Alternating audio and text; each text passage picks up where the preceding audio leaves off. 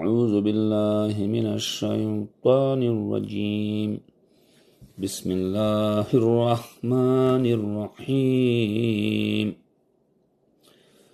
سبح اسم ربك الأعلى الذي خلق فسوى والذي قدر فهدى والذي أخرج المرعى فاجعله غثاء أحوى سنقرئك فلا تنسى إلا ما شاء الله إنه يعلم الجهر وما يخفى ونيسرك لليسرى فذكر إن نفعت الذكرى سيذكر من يخشى ويتجنبها الأشقى الذي يصلى النار الكبرى ثم لا يموت فيها ولا يحيا قد أفلح من تزكى وذكر اسم ربه فصلى بل تؤثرون الحياة الدنيا والآخرة خير وأبقى إن هذا لفي الصحف الأولى صحف إبراهيم وموسى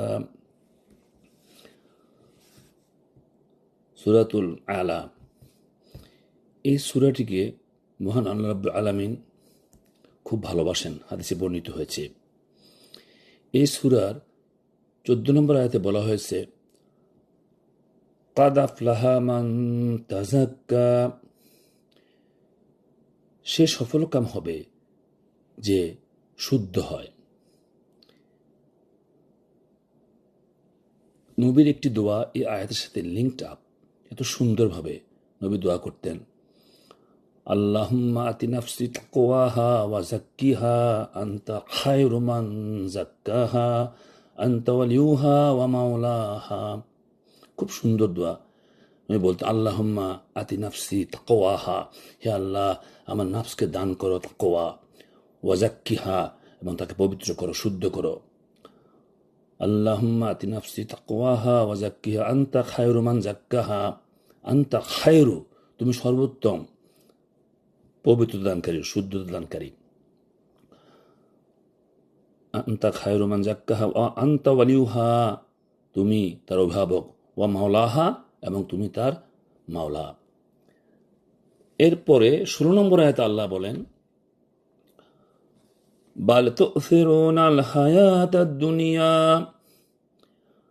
বস্তুত বরং তোমরা পার্থিব জীবনকে প্রাধান্য দিয়ে থাকো। আমরা বেশি বেশি এই দোয়াটা করি সেজদায় গিয়ে, যে দোয়াটা নবী করতেন। কি সুন্দর লিঙ্কটা এই আয়াতের সাথে নবীর দোয়াটা। আর আল্লাহ নিজেই বলতেছেন তোমরা পার্থিব জীবনকে প্রাধান্য দিয়ে থাকো। আমরা সবসময় প্রাধান্য দিব আখিরাতকে। যখনই আল্লাহর হুকুম আসবে দুনিয়ার সমস্ত কিছু বাদ, আল্লাহর হুকুম আগে। সুবহানাকা আল্লাহুম্মা ওয়া বিহামদিকা আশহাদু আল্লা ইলাহা ইল্লা আনতা আস্তাগফিরুকা ওয়া আতুবু ইলাইক।